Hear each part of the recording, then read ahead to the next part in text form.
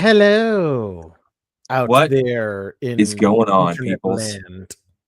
In viewer world, that sounded better in my head. I'm not gonna lie. Viewerland, viewer I said it something. out loud, and I'm like, oh, I regret saying that. Hmm. I don't regret You you should. folks You should regret it.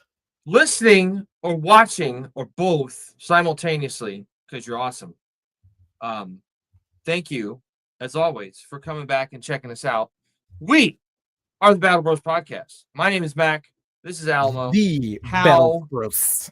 the Battle Bros Podcast. Alamo, how are you doing, my man? I am doing outstanding on Awesome. this Friday evening. October the 3rd. It's October the 3rd. well, that beats October the 13th. So Friday the 13th. So I don't think we're having a Friday the 13th in October this year. no, we're not. Cool. We are not. Because next Friday is the 10th. And that's when Tron Ares comes out. It's gonna be awesome. Yes. We may potentially not be on a show on the 17th because we're gonna probably go see that movie. So yeah.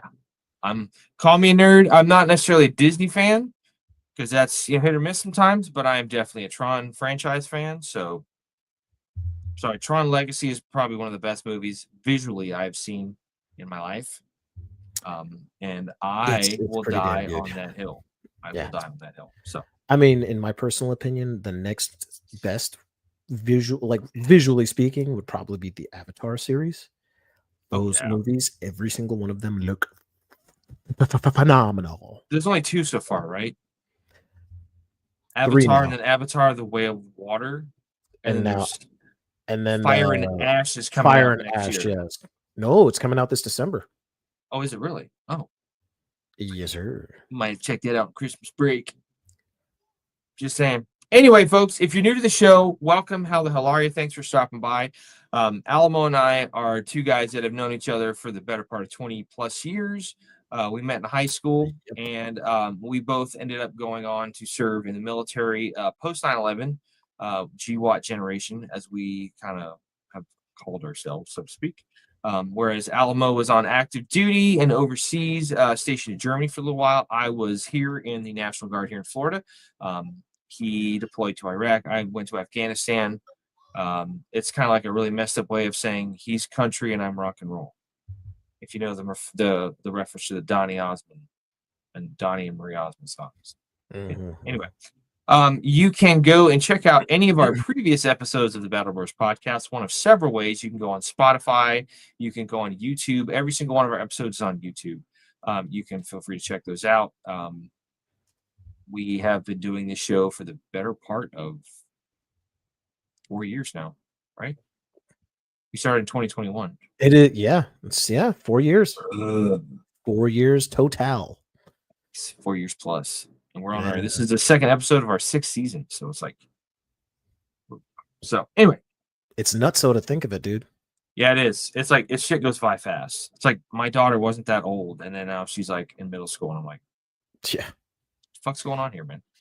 Anyway, so if you'd like to go back and watch any of our previous conversations, we talk about a lot of different stuff.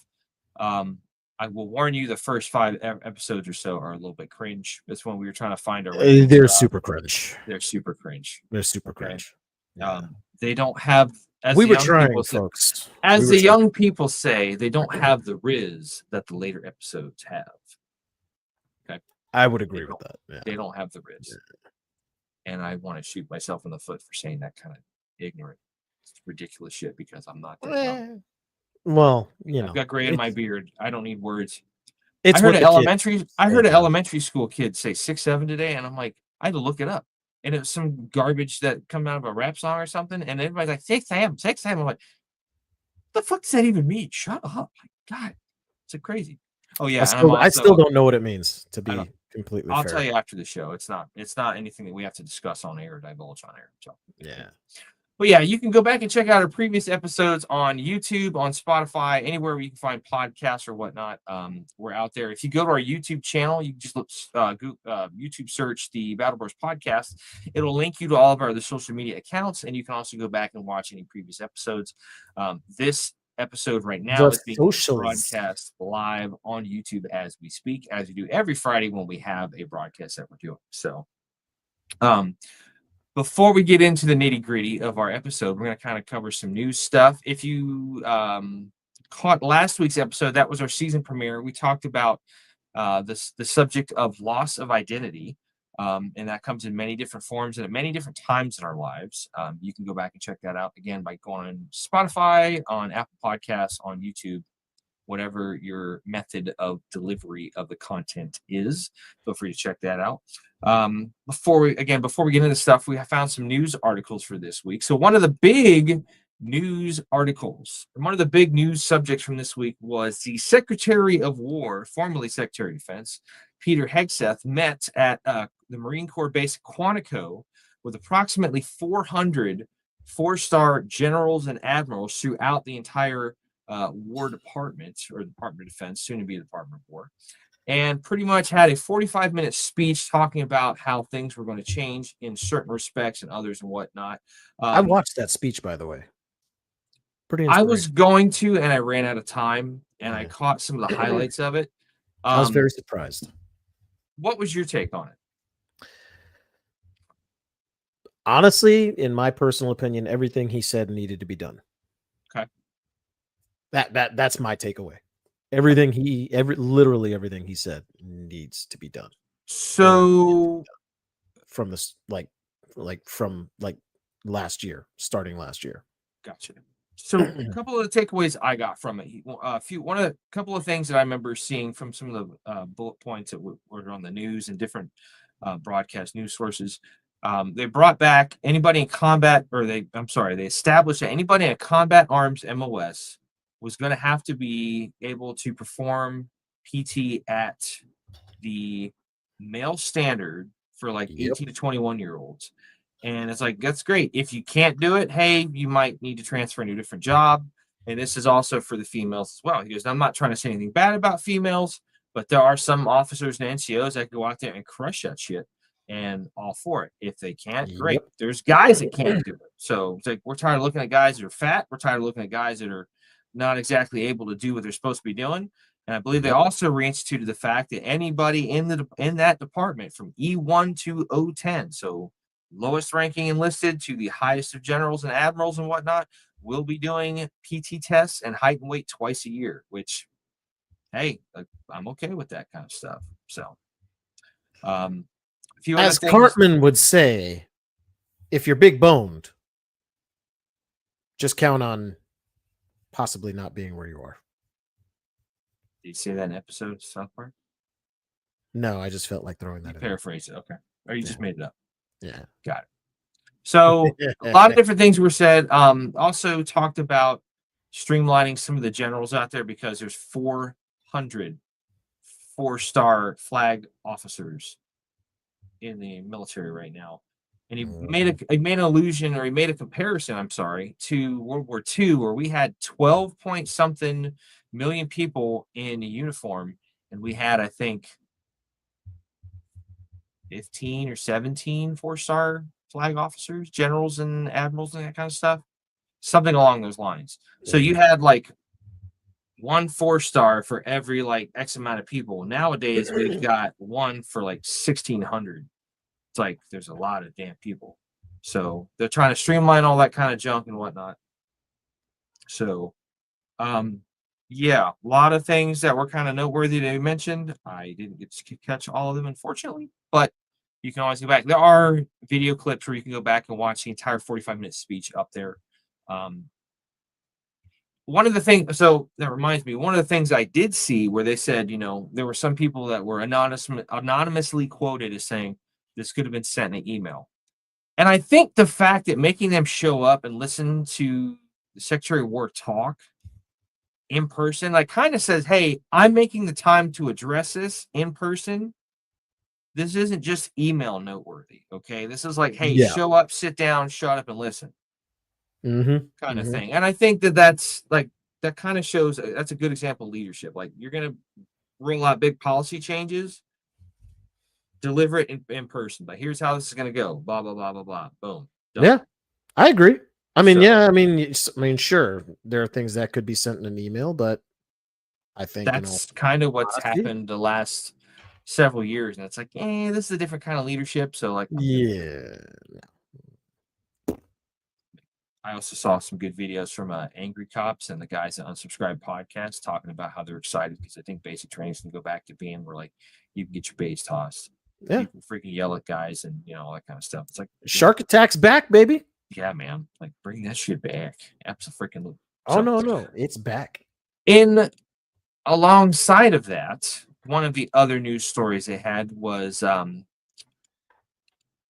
there was a command, the Army, back in, I believe it was 1978, stood up what was called TRADOC, or Army Training and Doctrine Command, and has been around for the better part of 52 years. So that would have been 73. That was folded as of September 26th last week. So that would have been Friday. So they folded Army TRADOC, and also Army Futures Command. Those were both inactivated. Army Futures Command was only about 7 years old, and they have since been merged together to now be called Transformation and Training Command, or T2COM. And basically, I watched a video about it with the Chief of Staff of the Army, General George, I believe his name is, General Randy, I forget which one it is. But the chief was basically saying, the whole idea behind this, because it was him and it was the Secretary of the Army in this meeting, and it was basically like they were saying, hey, the problem we have is that there's so many redundancies between Army Futures Command and Army and TRADOC that it takes so long to but to develop, test, and implement gear and stuff that it's ridiculous. It's so freaking late. It takes forever, and it's just it's dumb. So in a way, they're kind of looking at this like business CEOs, and they're trying to modernize and make it a lot more efficient and make things kind of just smoother, faster, and easier to get streamlined. Streamlined, absolutely. Yeah. So that'll be interesting to see. And then the last article I found, because of our guests that we're having. Oh, by the way, we're having a guest. Hey, I saw where couldn't already tell by the thumbnail. As of yesterday, on October 2nd, the United States Marine Corps has sunsetted the assault amphibious vehicle that was decommissioned from service during an official ceremony at the Assault Amphibian School at Camp Pendleton, California on September 26th. Yes. So the whole idea, it's the AAV Personnel 7, AAV P7 or whatever. This was used all the way back in Urgent Fury in Grenada, all the way through OEF, OIF, GWAT, all that kind of stuff. So the idea is that they're sunsetting this because of the fact that there's going to be something coming down the pipe that is going to be replacing it. I believe it is going to be called something like the working to replace the AAV with the amphibious combat vehicle, which officials have billed as a faster, better armored, amphibious. It's kind of like how the Army's doing now, where they're building or they're getting ready to field a new Jeep to complement the Humvee and the other up armored vehicles that they're getting rid of the up armors though, but they came out with this thing. It's called, I think I showed it to you. It's the M1301 ISV, the infantry squadron. It basically looks like the Warthog from Halo. Yeah, so what it is it's basically like a Chevy pickup truck. Yeah. That they have taken, and it'll fit all 9 dudes in a typical infantry squad. So it's like 2, and as the 2, description 3, goes, from what I've seen, I think it's like it's specifically meant for transporting troops, and that's it. It's literally like, oh, it's It's cold out. fast. Can we get some Well, heat? No, drive.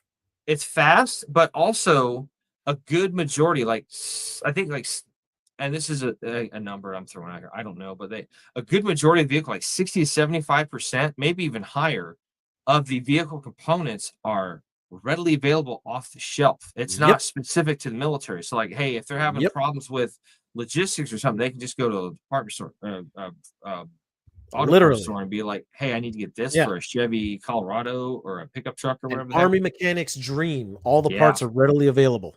Yeah, they're not waiting on shit deadline because they can't get parts for stuff. So it's like, hey, Soren, we need parts. Can we just go to the auto store? No. Son, fill out the. Oh wait, what's it for? I mean, it's pretty badass. I've seen having conversations like that. We already know it's going there. Yeah, and like good old boys working. I mean, because let's face it, a lot of mechanics guys that work in the maintenance section are some good old boys that just want to join the army, be a soldier, but work on truck. But hey, man, we can fix that. Absolutely. Hell yeah. How are you going to fix it? We don't have the parts. Yes, some backer, some chewing gum, and some paper clips. What the hell's the backer for? Keep me awake. It's what keeps me on task and on time, son. Listen, we're not making fun of maintenance people out there. We appreciate you guys. You guys keep shit running. Nah, we love y'all. But there's a reason stereotypes exist. Anything. Let's get to the nitty gritty of the show. Let's do it. So, ladies and gentlemen, this is kind of a groundbreaking episode because for the first time on the Battle Bros podcast, we are doing a book review. Hold on. No, we don't have a book club. This is better. This is a conversation about a book that I feel, dare I say, has changed my life. Because I read this book, I picked it up, and I had no expectations. Didn't know what to expect, I should say. Didn't want to over-deliver, under-promise, over-deliver, or under-deliver on over-promise.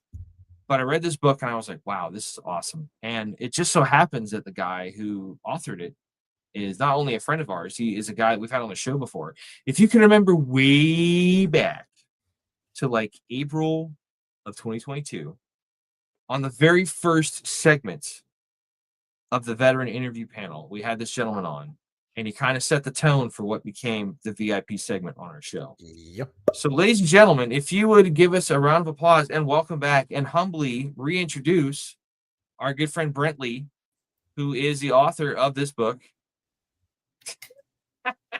Love it. Love it. Do you get the right format there, Alamo? Yeah. I'm here for the book club. Oh, crap. Hold on. I'm here for the book club. There we go. Yes. And if you don't catch that reference, I'm sorry. You're stifled. Deal with it. Brent, how are you, my good man? Good to have you back on the show. Fantastic, guys. Thank you so much for welcoming me back. Hey, man. Long-time listener, long-time lover of both of you. So you're the guy. Okay, there's one of you. I was like, we found the guy. Hey. I hope you enjoyed those shipping names when you received your books. Yes, those were fantastic. On the packages, yes. Yeah. It's like he's giving me weight. He's putting me up on a pedestal, and I don't think I can live up to that expectation. That's right. So, Brent, if you would do us a favor for everybody at home that may not know you, please introduce yourself. Kind of give yourself a little bit of a synopsis about who you are, some things you've done in your life. If you like long walks on the beach, that kind of thing. Ooh, and go. You always go for the long walks on the beach. Yeah, man. I'm almost 39, so short walks on the beach, guys. Sand is tough. That's so fair. Yes, my name is Brent Lee. I did go to high school with both Alamo and Mac here. I will say we were all a lot cooler back then. No one will believe us. And a lot younger. Yep. And a lot younger, like these gentlemen, I did go off, but I joined a real branch, the United States Marine Corps. And in that branch, I joined the infantry because among Marines, there is a hierarchy as well. So like both of these guys, in the Army, Afghanistan. And we may not be of the same service, but we are of the infantry brotherhood, so it's all good. That's right. Also That's right. So I did hit we'll both hold on to that. in Iraq because I do love country and rock and roll. Yes. Instead of brothers, we're just like distant cousins. It's okay. So we can still date. I'm a little bit country. I'm a little bit rock and roll. I spent about 6 years, 10 months, so just about 7 years in the Marine Corps before being medically retired, August 2011, at which, like most military people, when you get out, your first year is just rocky, right? I mean, you try to figure out what you want to do in life. Oh, Most yeah. of us fall into security of some kind or law enforcement. I ended up getting into logistics, had a pretty lucrative career doing that and teaching leadership management skills for some time. And then I was finally we parted ways this year, and I'm getting to a point here in March. And I've always said, you know, I have a bunch of stories to tell because we love telling war stories around the campfire, right? I'm going to write them down one day. And well, in March of this year, I finally had that motivation to do so. And I wrote my first book. I expected no one to buy it. I thought I was going to give away a bunch of copies and people would pretend to like it. And guys, it's a humbling experience. People out of nowhere have been sending me messages because you should always make yourself public. Because if you're going to put your opinion out there, people need to have an opportunity to talk about it, right? So that's what I did. And people are messaging me, they're calling me. You know, humbling's not even the right word, but it's impacting lives that I never thought I would do. And that's what brought me here, guys. So thank you again. Hey, and listen, Rock on, man. you're under no time restraint here. If this thing goes 3 hours into the night, like we're gonna rock and roll through it. I got a monster over here. Like we're good. We can make this happen. So, all right. So I remember you for a while were doing logistics and leadership training and whatnot. And so you know, what did that look like? Was it as daunting as it seems to sit down and say, hey, I'm gonna put a bunch of thoughts on paper?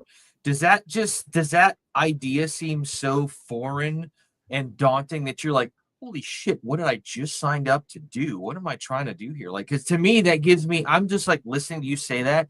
And because I've thought about maybe put some stuff down on paper and I'm like, my head is just so jumbled. I'm just like, oh, where do I start? And I never get there. So for a lot of years, yes, that's exactly where I was. And honestly, let's not beat around the bush here. I never liked school. And I barely know how to write. No. I got a master's degree though, all right? So I never liked school. I really didn't.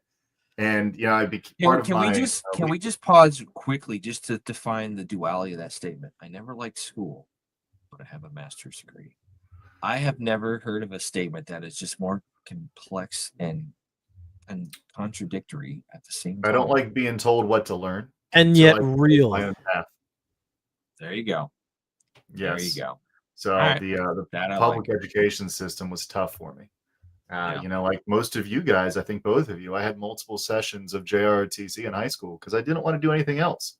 I had a lovely recruiter who told me, hey, Brent, you're on college prep. If you switch to tech prep, you can graduate right now. Boom.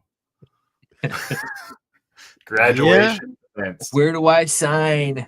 Yes, but back to your question, you know, you're exactly right. You know, when you think about the complexity of writing a book, especially the traditional methods, you got to outline it, you got to put a thought, you got to have different character arcs and a hierarchy of things, and that could be overwhelming.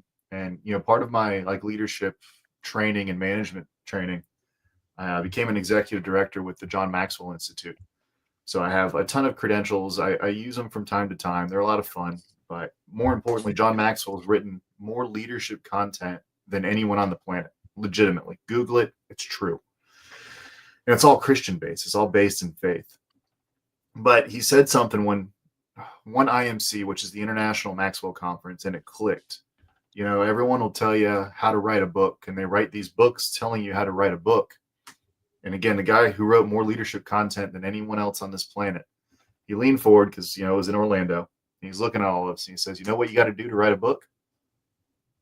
Just write a book. It's as simple as that.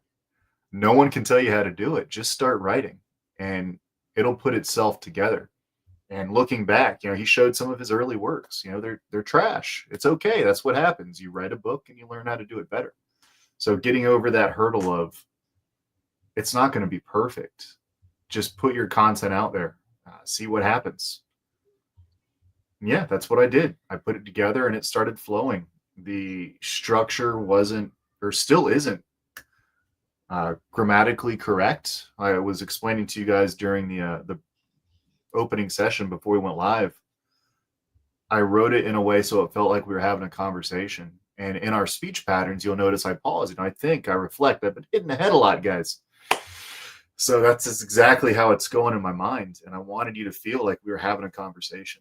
So anyone listening out there, guys, just start writing. That's all. And stay away from AI. It's garbage. Your thought is so much better. You know when a book is AI. Dude, Alamo and I were talking about that 30 minutes ago before you came Yes. on. Like, AI is good for some stuff, but not. It's like the dependence on it. And I'm not trying to turn this into a PSA, but it's just like, dude, okay, here's my reason behind that. We have all of these fantastic movies that were made in the 80s and 90s explaining why AI is a terrible fucking idea. I will give you this final example. On my 13th birthday, 29 August of 1997, Skynet became self-aware, and that's all I've got. Thank you. My 13th birthday.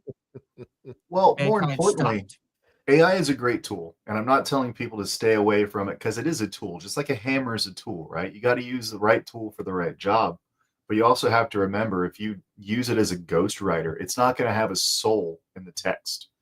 So when you read something, if you don't feel it and it feels kind of empty and it doesn't feel like that person was actually there, it's either A, because they weren't actually there and they're just reaching, or it was AI. And now one day it may surpass it and it's more of an augmented intelligence versus an artificial intelligence because it's pulling from source material that's actually out there.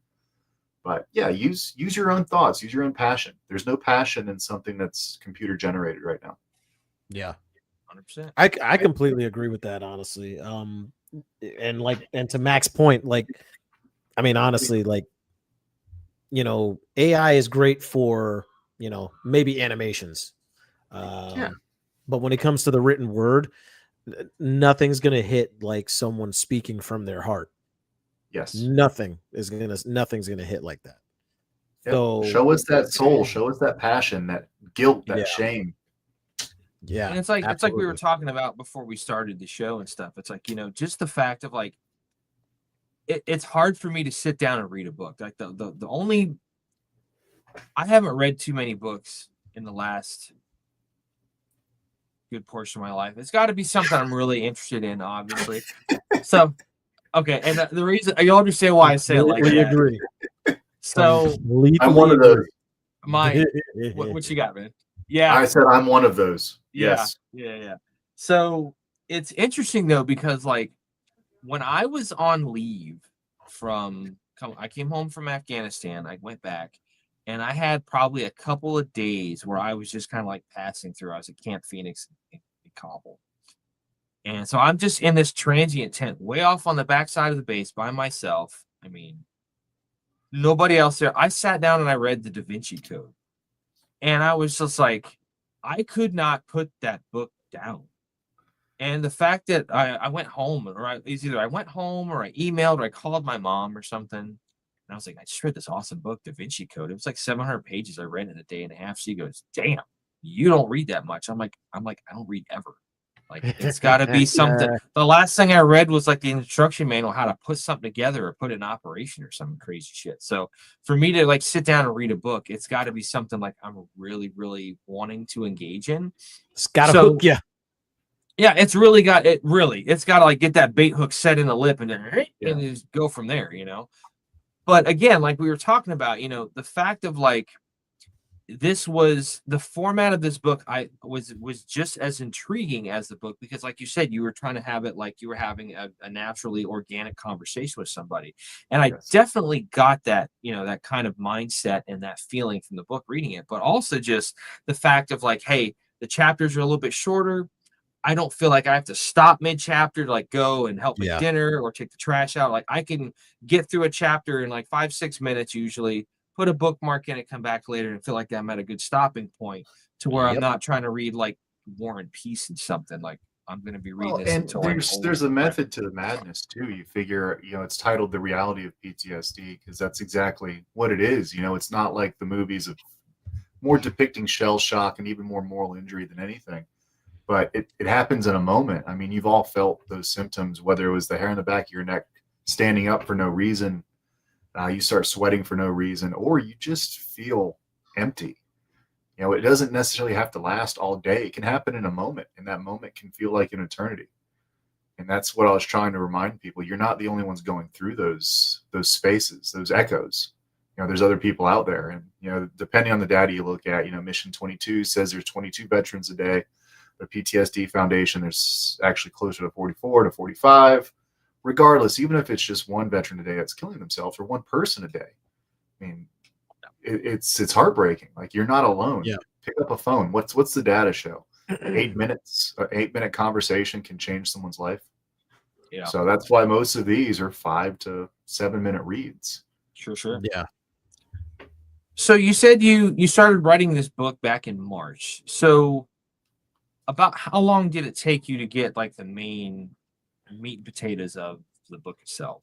A couple months, a couple weeks? Like, what does that look like? So that's the funny part. I actually had, and there's a picture, if you ever go on my blog, it's of my cell phone.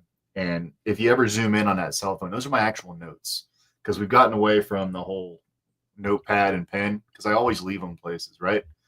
You always have your leash on. So right. I've been writing notes down, and those notes transfer from phone to phone, because I'm stupid, and they just always transfer. It wasn't intentional. They just transfer on their own. It's great. So I've actually had snippets and notes of many of these echoes for years. So putting them finally to paper, it seemed like it was quick, but it really wasn't. I mean, this is something in a decade in the making. I mean, you can probably go all the way back, Alamo, if you remember. Stretching your memory. Would you venture to say, Brent, that it wasn't quick, but it was seamless? Not even seamless, but if you recall, many, many moons ago, I was still in the Corps in Hawaii. So this is probably 2005, 2006. Yeah. I even reached out to you. It was either on MySpace or Facebook messaging. Yeah. Whoa. You just said MySpace. Yeah. Okay, guys, we're aging ourselves. We're aging ourselves for sure. But no, let them cook. That was after my first deployment. And some of those conversations bled into some of these echoes. Gotcha. So it's amazing how far back these went. So you've actually been... Dude, I think that was 2007.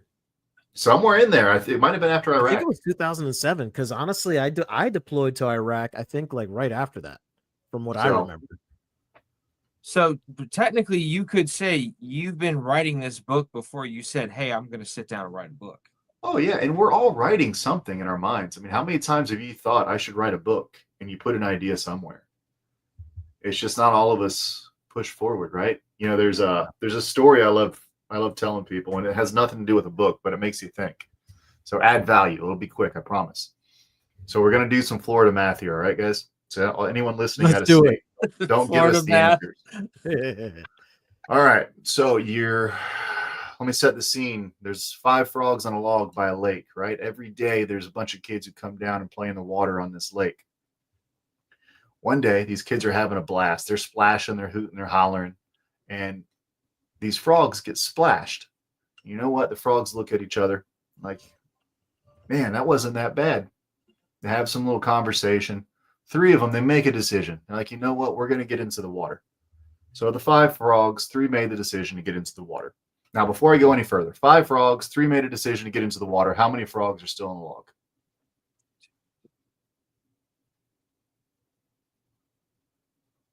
Got one answer. Alamo's counting. 5 frogs on a log, 3 get in the water. 2. 2. All right, so we've got our answer, folks, for all of you out there in listener land. So they're both wrong, because we had 5 frogs. 3 of them made a decision to get into the water, but no one took action. And life is about taking action. We all make decisions. I like that. So when you're sitting there and you're thinking, don't plan for tomorrow. Plan, what can you do right now? They what decided to get in the water. They didn't. They did not. Correct. What action can you take today to move towards where you want to be tomorrow? It doesn't matter if it's setting an alarm to wake up early. Whatever you got to do, that simple action propels you forward. And that, gentlemen, is my TED Talk. I enjoy it. I enjoyed it. Yeah, dude, good, that was Listen, good, man. I bet you, man, you could cover a wide variety of stuff, and the people would just be like, they would be taking notes, brother. It'd be awesome. That So, was okay, really good. so you've been contributing to the book for a long time. You made the decision to sit down and actually formally commence this process in March. Okay, so when did it? What did that look like? I mean, what kind of you said in the acknowledgement you talked to a lot of people. You acknowledged another good friend of ours, Dan Armstrong, who I kind of, when you were talking about the best friend thing, I'm like, I bet you I know who that's talking about. I was like, I called it. Yeah, all right, good stuff. But how much? really I mean, shows. how many other people were involved in this process? I mean, I'm sure your lovely wife probably looked over some of this stuff as well. That's actually what I was tears. thinking. Oh, was she? Yeah, she was in tears because wow. she was proofreading everything. So my wife, for those of you who don't know this, she has her master's in educational leadership. She was a school teacher for a number of years, and she still wears that very proudly. She stepped away because we wanted to focus on kids. So she's a stay-at-home mom right now. So she was proofreading everything.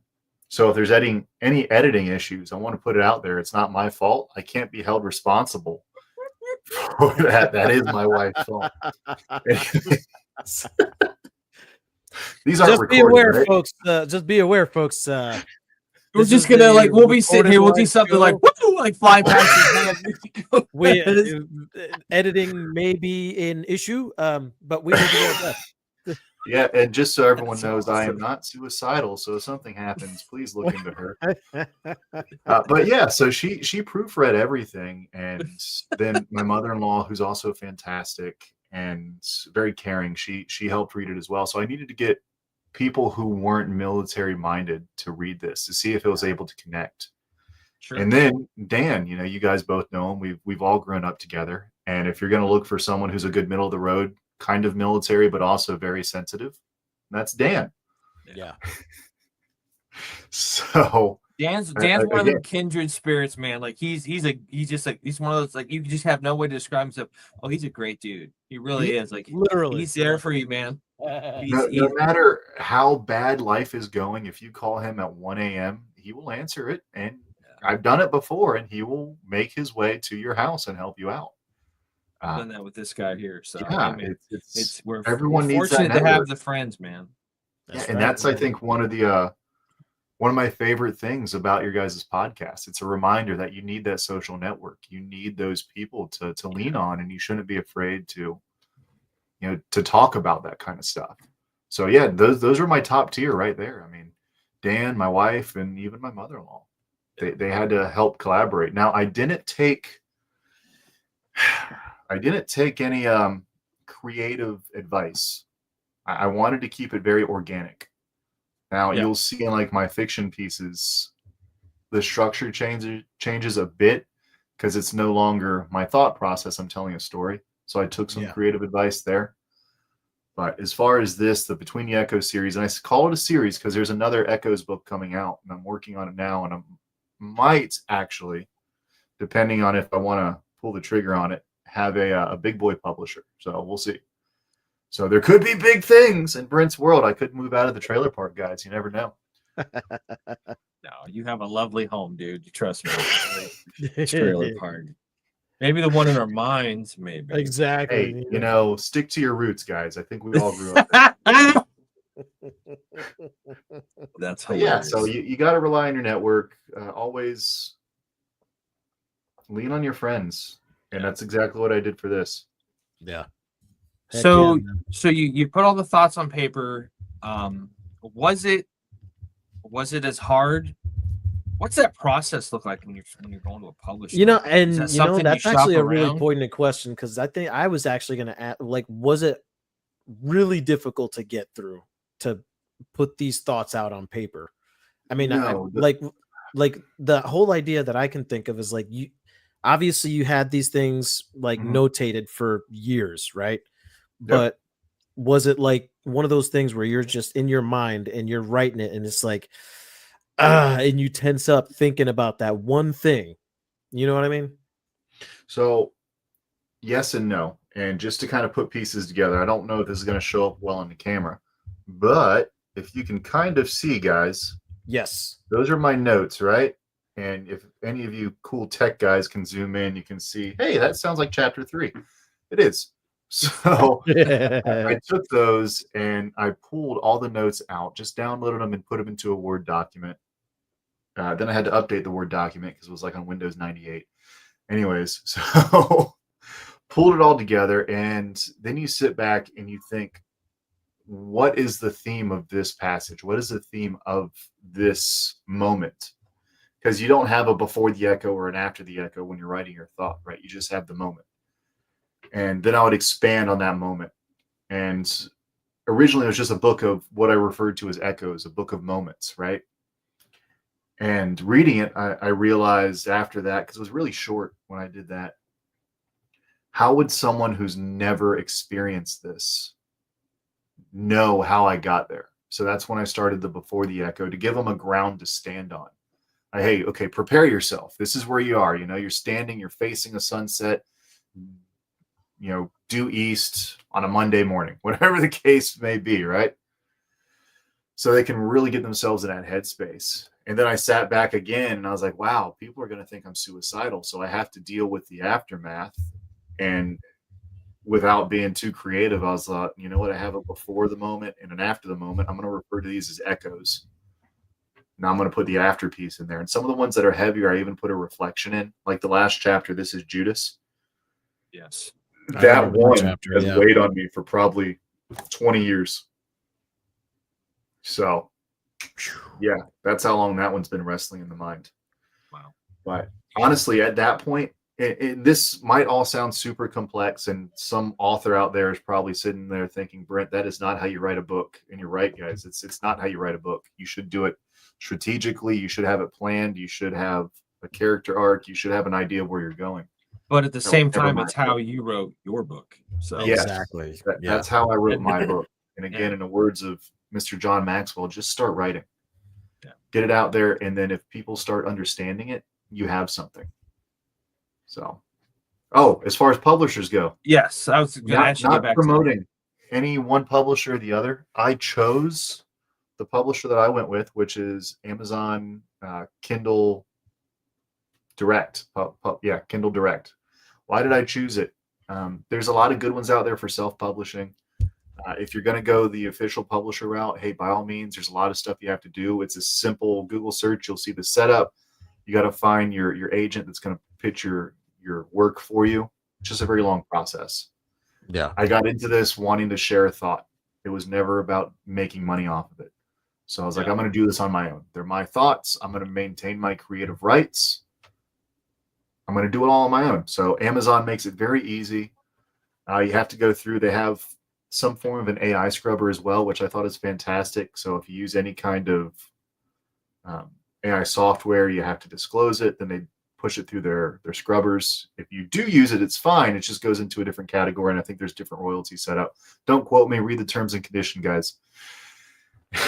Anyways, I did that. 48 to 72 hours later, it came back either approved or not approved. It came approved really quickly because I did use AI to help with my cover. The right prompts can go a long way. And yeah, honestly, at that point, Amazon has a worldwide reach. It's available print to order, so you can order as many as you need. Any publisher you use is always going to get their cut. So keep that in mind. And I tell people whenever you're buying something on Amazon, as much as I appreciate you supporting a local author, don't think you have to buy the hardcover, guys. The hardcover takes a lot to print. That's why it's priced high. I give out the paper copies, like the ones you have, the paperbacks, because they're cheap. It's always been about sharing the thought and the idea. Yeah. So get it out there, get it done. If you want easy, look into Amazon. Again, I'm not being paid by them, but I'm a fan. So sure. And I think one of the things that really kind of has resonated with me too, Brent, besides knowing you for as long as we have, the whole idea of you're like, hey, I'm just here to share a thought. If I can get this out to other people, I've been asked several times. My daughter has looked at me. She goes, so you have a podcast, she's like, how many followers do you have? And I'm like, I don't have that metric, sweetie. I was like, that's really not that kind of important. That's not a statistic that I'm trying to battle track while we're doing this. I said, to me, what's more important is, and we've said this numerous times on the show, but if somebody were to reach out to us and said, hey, Mac, Alamo, came across your show. You guys are just, two asshats on here talking about goofy shit. It was funny, but it was also pretty serious. And even though, Mac, you got a large head that scares children, and Alamo, you can do funny voices and stuff and all that kind of thing. You guys have a good message. And I stopped long enough to think about what was going on in my life. And I stopped myself from doing something very permanent. I said, and I told my daughter, I was like, if somebody came up to me and said that, that's a hell of a lot more important than followers and any kind of misguided fame or any of the metrics that people think you need to, like the likes and subscribes and shares and all stuff. 100% agree. Like that would be, if somebody came up to me, I would probably just be like, wow, we did it. We reached somebody, and I'm not trying to will this into existence either, but like, to me, that would just be so much more of a heartfelt moment to just be like, yes, this is what we set out to do. And we're finally getting traction. Like, that would be to kind of jump onto that, and you guys can read Amazon reviews, who cares, but I told you people have been messaging me because I keep everything public. I had someone send me a message on here. So I enjoyed your book. They said, I got it thinking I would learn about your journey and perhaps some shared experience. What I found was that I had more to accept about myself than I realized. Still unpacking, still stuck. Just now I'm more aware. Something has awoken, no direction yet, just clawing my own way out. I'm just trying to express my gratitude for you and your story. I'm not asking for help because, frankly, I'm the one who people ask for help. Thank you. And I was like, wow, that's the only reason I wrote it right there. I connected to one person, and I've got a ton of messages like that. And there's some that are, dude, I'm not a crier. So throwing that out there. But I'll tear up. All right. Like, I'm like, holy crap. That's impactful. Yeah. That makes sense, man. Total sense. So my next question. Oh, go ahead, Alamo. I'm sorry. Let me cut you off. Go ahead. Oh, no. I was just, because honestly, like, my thing is like, obviously we've all known each other for years, right? And like, I kind of, you guys may have caught this about me before, but I tend to use humor to cover a lot of things. That includes whether it's sadness, anger, whatever it is. I didn't know you had a membership card to that club. Holy crap. I didn't know. Wow. Yeah. So, I think, so for me, it's like, I don't know, man. When I think about the things that, you talk about in the book, and it's like, like how it just comes off so raw and just so, it unfiltered. Yeah. I was trying to think of the word. I'm like, damn it. I'm like, it's right there. I got you, bro. But like, yep. So, hey, but we're the number one in the country now somehow. Hey, my wife's a teacher. Again, I can't complain. Somehow, I don't know how it turned around from when we were in school, but it turned around somehow. Yeah, man. But it shows in the kids, I think. So, but it's funny you mentioned that. And have you guys ever read The Warrior Ethos? Stephen Pressfield, The Warrior Ethos. I have not. No. I think you gave me a copy of it, and it's still sitting on my bookshelf. So I have an excuse. I haven't seen the book. You have no excuse now. Yeah, so I've given out, no joke, probably over 100 copies of this book. Again, I get them super cheap off of thriftbooks.com. Never met Stephen Pressfield, but he's another Marine. And his book, The Warrior Ethos, is typically on the Commandant's reading list. Anyways, one of the chapters, chapter 20, it's called Die Laughing, right? In Alamo, the Warrior Ethos dictates that the soldier make a joke of pain and laugh at adversity. Their humor is terse, dry, and dark. Its purpose is to deflect fear and to reinforce unity and cohesion. And, he draws a Makes sense. parallel between the warrior ethos and then how it's depicted in Gates of Fire, or more modern day, 300. Leonidas, he makes a joke of it, eat a good breakfast, men, for we'll all be sharing dinner in hell. It's not to deflect anything. It's not to lie to them. It's to say, hey, we're about to get into some heavy shit, guys, but we're going to do it together. Yeah. And that's why we do it. It's ingrained. Die Laughing, chapter 20. Check it out. I think we found another book we got to read there, but guys, it's fantastic. So my next question, Brent, is you put all this time, subconsciously, and then since March of this year, consciously into this book. You go to your publisher. What does it feel like to hold a physical copy of a book that is pretty much your heart and soul and all of the thoughts in your head over the last, X amount of years now on paper, and it's something tangible and physical, and you're like, holy crap, like what is that? What does that look like? What does that feel like, man? So remember, mine's backwards. I self-published, so I never had to do that. I dropped my manuscript into Amazon self-publishing. It approved it, and I rolled with it. And now I have a large publisher speaking to me, and they've been kind of messaging me back and forth since September, and I'm finally starting to open up to them. But so I'm backwards here. And I'm only starting to open up because I see the traction that it's getting. And it's a slow burn. When you self-publish, it's always going to be a slow burn. You'll have spikes here and there because you got the first initial push, friends and family. And then you got to do your marketing campaigns, whether it's through Facebook, X, social media, whatever. Yeah, whatever you're going to do, right? Any of those. But it got noticed. So any of you that are thinking about publishing anything, it looks like it's expensive. Take advantage of those marketing campaigns on any social media that you're using, because they do reach people, and they do reach people of influence. And your story is going to resonate with somebody, because it's resonated with somebody for mine. And, I was just showing Haley, my wife, the message thread, and they're asking me to come out to Dallas to talk about it and be on a panel.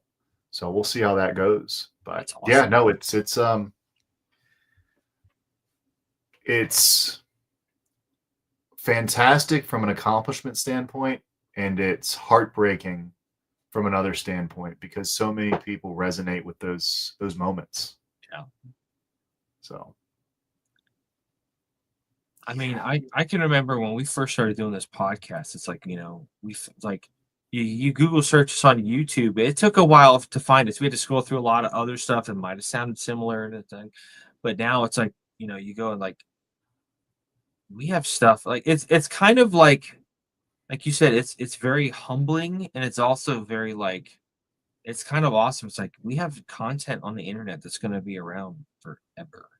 Yeah, unless our kids will be able to watch the show. Your grandkids. I would love for my daughter to sit down and watch one of the episodes that we've talked about. She's 11, she's in middle school, so by the way, you commented on this earlier, you didn't like school and stuff. Wait till your kids are in middle school and you're having to go through all that. Oi. Man, it's great from the standpoint of the fact that technology keeps you so in touch. I get anywhere from 4 to 12 emails at the end of every day, all these assignments being graded. You can go on anytime and check your grades for your kids and stuff.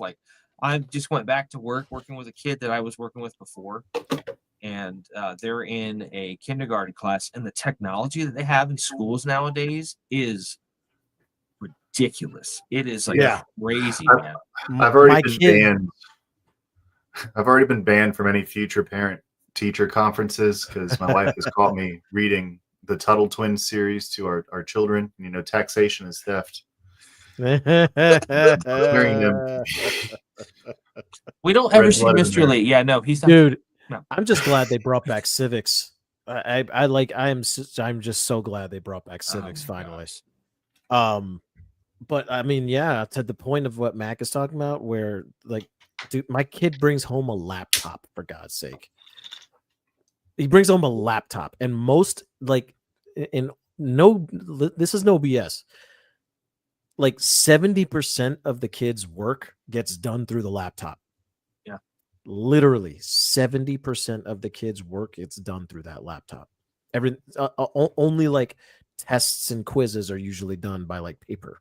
It's absolutely bonkers. It's That's bonkers. incredible. Yeah, we had to go and get my daughter a laptop so she could do homework over at my house because the computer. I didn't do my homework, and I bought a Chromebook, and like it's great for what I'm doing right now, podcasting and the stuff I needed to do. But it's not great for when you're trying to get online and do like all the other stuff because like the software compatibility and this, that, and the other. So like we just kind of bit the bullet and bought her one. And now she's good to go. Like she was getting behind on homework and just schedules of her mother and I, you know, not lining up and stuff. And I was just like, but like just I said, sweetie, I said, here's the deal. It's like you don't have an excuse anymore. You got a laptop here, a nice new one. You get all your stuff done. All right. You got 2 separate profiles. You got one for schoolwork. You got one for doing goofy stuff later after offline, all that kind of stuff. I was like, I don't envy you being a kid right now because I can go online and check your stuff anytime. And if you're not up to snuff, you're busted. That's right. Straight up. Like just dumb. Ugh. So, but Yeah, and you used to have to try to cheat too. I mean, now Yeah, you did. the days of like writing stuff up your sleeve under your shirt. I know, or sitting next to the smart kid. I mean, come on. What's the answer number 4? So it's like, What's the answer? Thank you. Okay, I could just barely see the Scantron. Aha. You have the same misspelled words. Exactly right. So you had mentioned you've seen that? Damn you! You give him the easy ones. Hip hop anonymous. Oh God, So good. Nothing. So Brent, oh man, so good. You mentioned that there's some other books coming up in the series. If you could give us kind of the rundown on those, I'd love to hear about those, man. You know, the easy one. Well, I say it's easy, but the easy discussion is Between the Echoes, What We Carry Forward. And you figure this, Between the Echoes, the reality of PTSD, was dealing with the moment, right? So this is what we lived through. Mm-hmm. And now what we carry forward is going to be a new lens.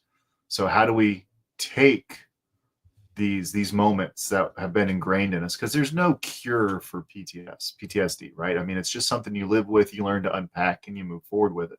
Right. So how does that look in today's world, you know, as we all have families, as we move forward trying to raise children and grandchildren? You know, how can we still balance our past and who we are and the bricks and the foundation that we may not be proud of with teaching good morals and values in our kids?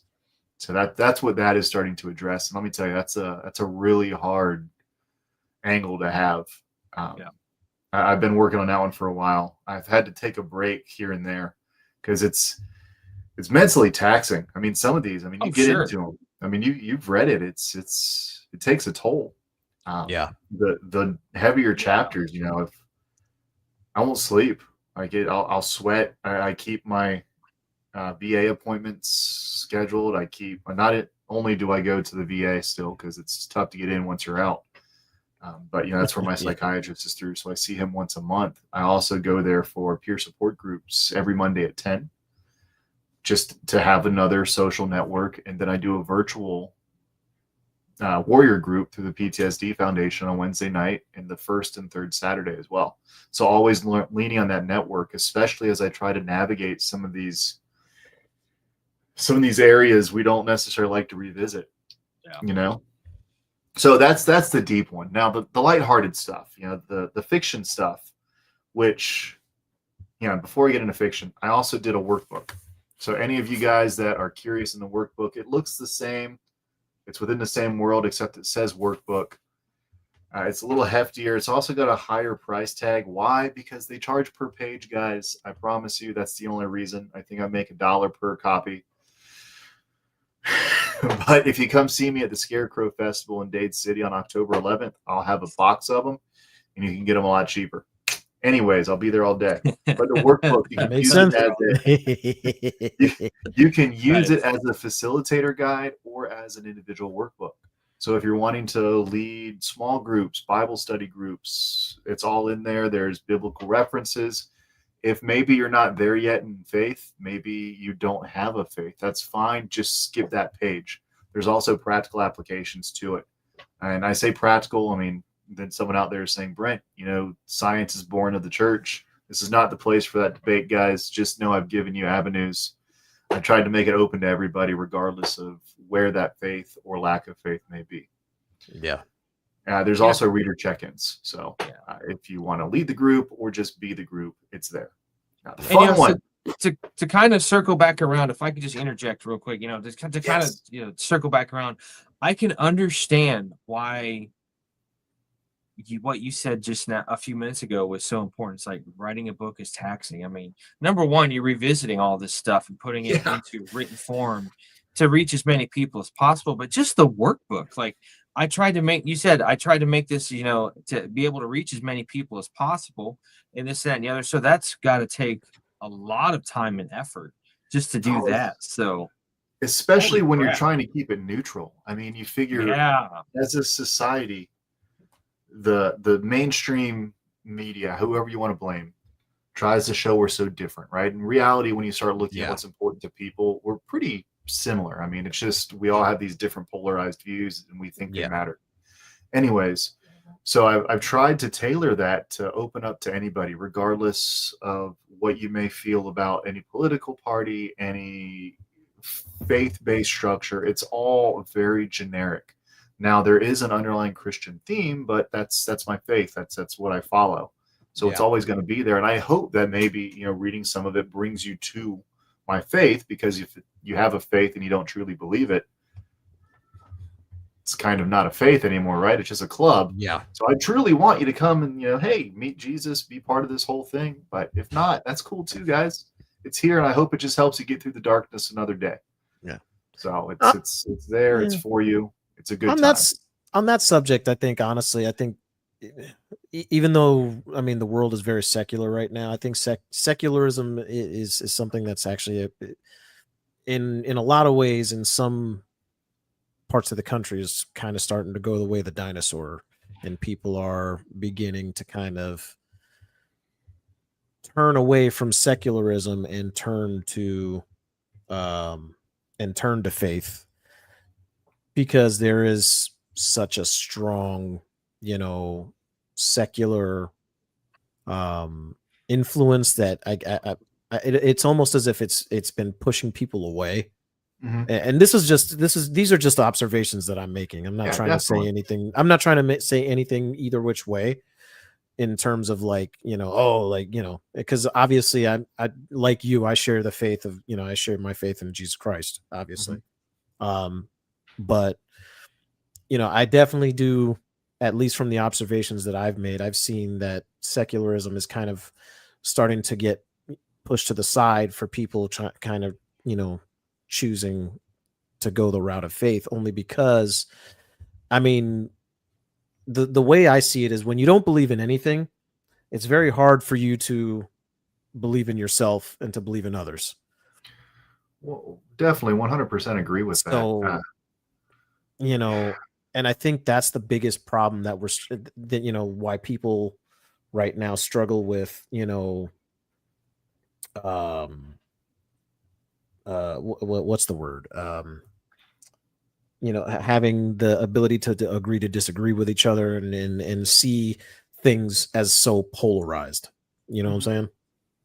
Yeah, and I think regardless of where we're falling individually on that map, whether it's more secular or more faith-based, it's reminding ourselves to remain tactful in our approach and to always question.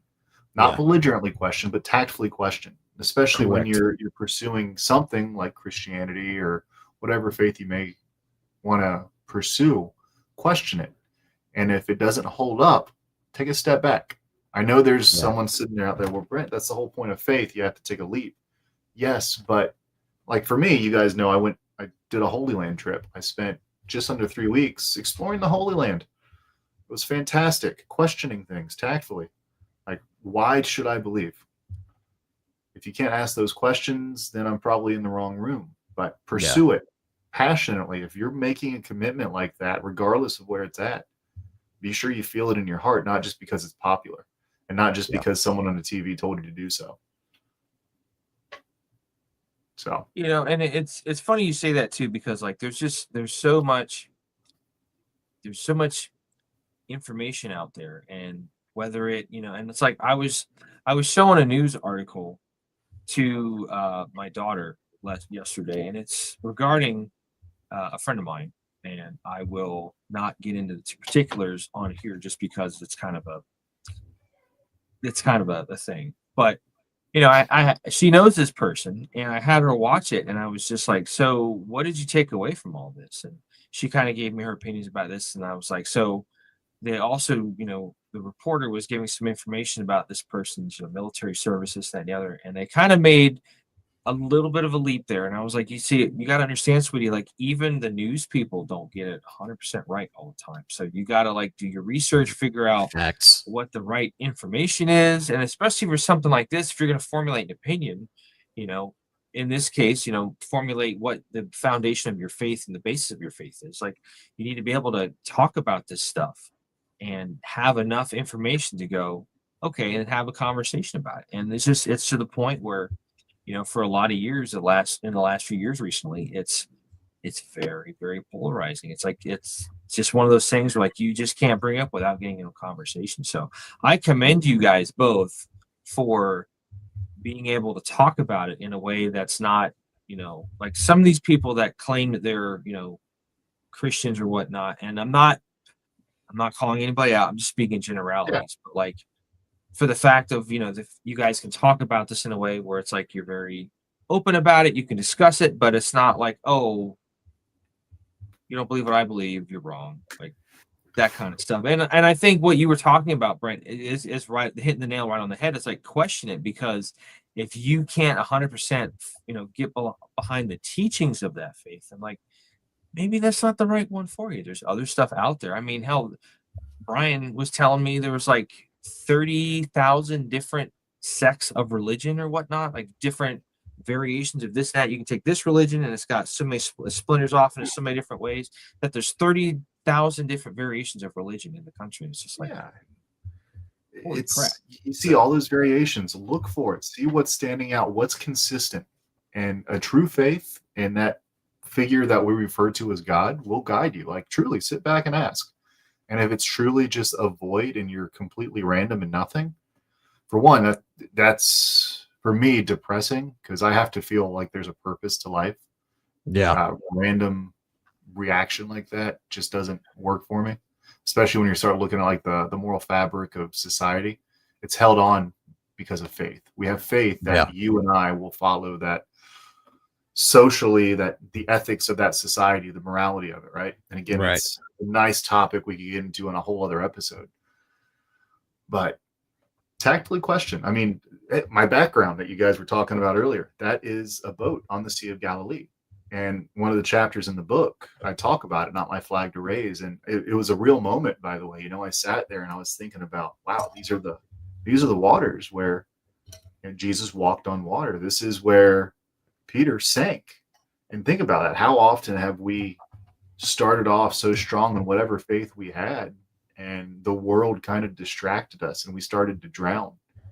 And we could have drowned if we didn't finally take a moment and reach up for help. And whether that was asking for a friend or, pouring our hearts and soul out and, coming to Jesus, whatever that might be. And he picked them up. But, we always go to Matthew when we read that story. I prefer the version in Mark, because Jesus was just going to walk by, because he knew the destination. He wasn't going to do anything. But the disciples in the boat were freaking out, and he's like, "Hey, what's going on, guys?" He knew what was going to happen. The version in Mark is, I agree, it's better. It's like, hey, what's going on with you guys? The storm. I'm going to meet you there. You have to go through troubles and tribulations. And I think that's where a lot of people kind of butt heads with faith. Well, why do bad things happen to good people? Yeah. And then there's a whole debate you can go through in that one. But again, sitting back, really listening to each other. I don't know it all. I get things wrong every single day. Let's talk about it. Let's open up a book together. I have copies of the Quran. I have copies of different Odinist books. I have all kinds of stuff on the shelf. Doesn't make me a bad person for having it. No. Now, I don't get into Scientology because I don't like that many cameras in my house, but that's cool. Nice. Speaking of which, the invite, the thing that you sent us about the Purple Heart Day thing, that was actually pretty cool. We went to that. Yeah. Oh, good. I didn't get a chance to make it. I double booked myself. I'm sorry. Yeah. That ended up being a pretty cool event. Like, we went in there and I was like, wasn't really sure what to expect and stuff. Again, it's kind of working just on like, trying to get Father Bob on the show. Yeah. Father Bob's good stuff. So I stay pretty active in the veteran community out here in Pasco County. Like, I'm part of the Greater Pasco Chamber, East Pasco. So I stay active with there. I work with, well, not work with, but I do a lot of stuff with like the mayor of Zephyr Hills and Dade City. Gotcha. I see them weekly. They might even recognize me now because they see me so often. I wouldn't say we're on the friends list, top 5 MySpace buddies, but I annoy them enough to where they recognize me. So I try to do everything I can. PTSD Foundation of America, it's one that I've kind of become passionate about, especially through this walk back through PTSD. There's just so many tools out there, guys. It's incredible. And what I find with veterans our age, we all want help, but we don't want to take that step, that action step. There are so many good tools out there. Just take action. And they're designed to frustrate you, to irritate you, but you have to keep pushing forward because you earned those benefits, regardless of how you might feel. Even though you might have been supply, you still earned those benefits. Yeah. So, Space Force, one day you'll have those benefits too. But the other books, the new one, the Chasing Echoes. I'm pointing to my screen like you can see it, but it's super cool. It's a really short read. I think once I condensed it, it's 25,000 words. Again, filling up a page, came out to 99 pages, paperback. I did glossy this time, so it looks pretty. But it's spared no expense. Hey, frugal, all right? Exactly. I want people to read the stories. I don't care about making that much money. I'm retired, guys. I am a very fortunate person. I mean, I can't thank everybody out there enough.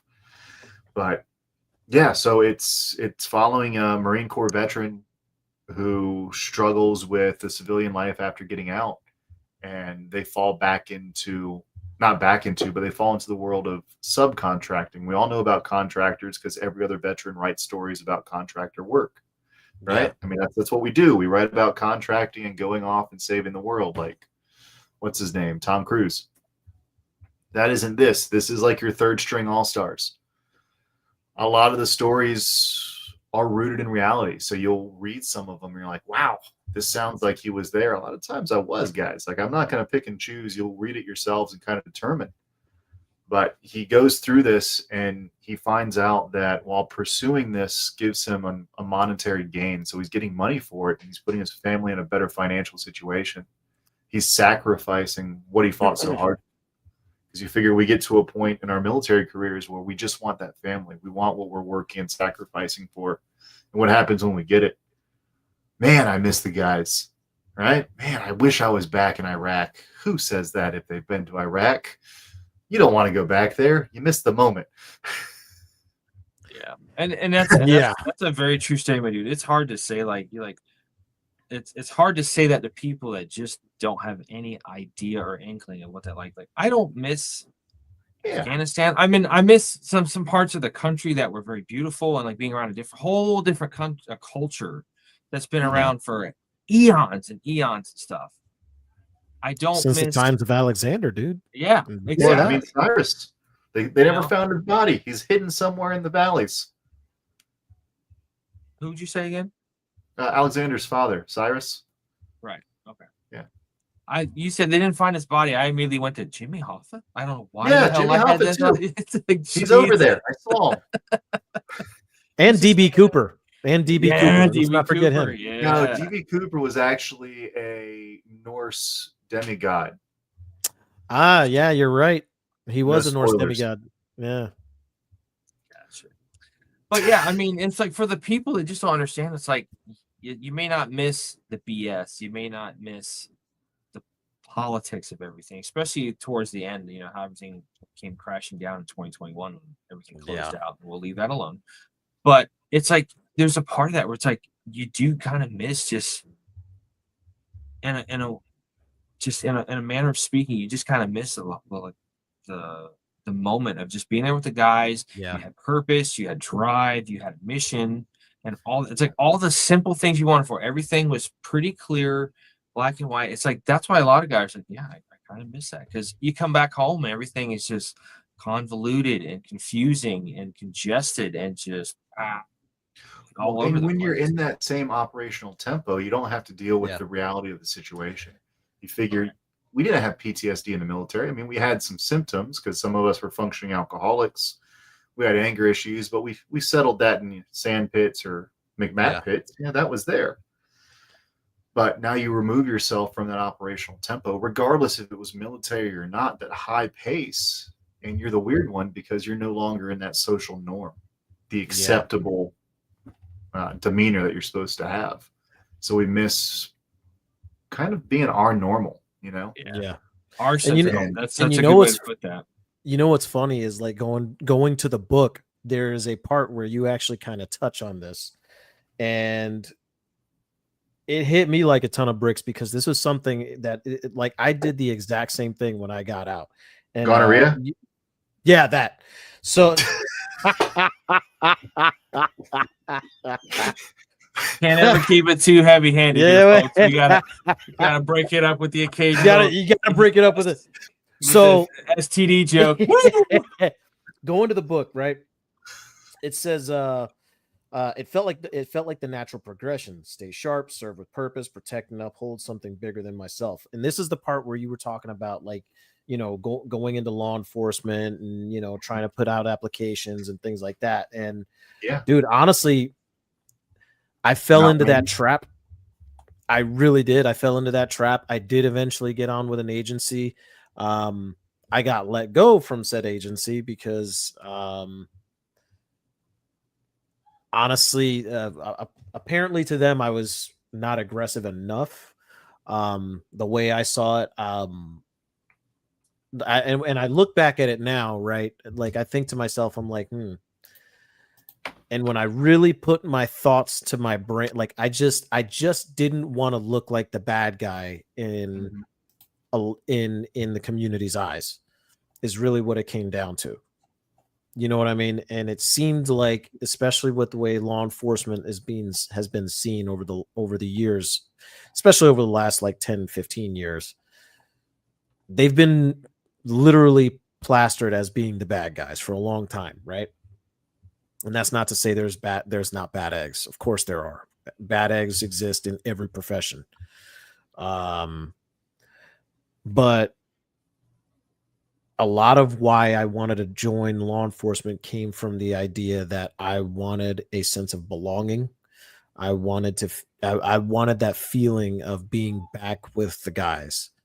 And this is kind of something that, I mean, we just talked about it. You know what I mean? Like you want that feeling of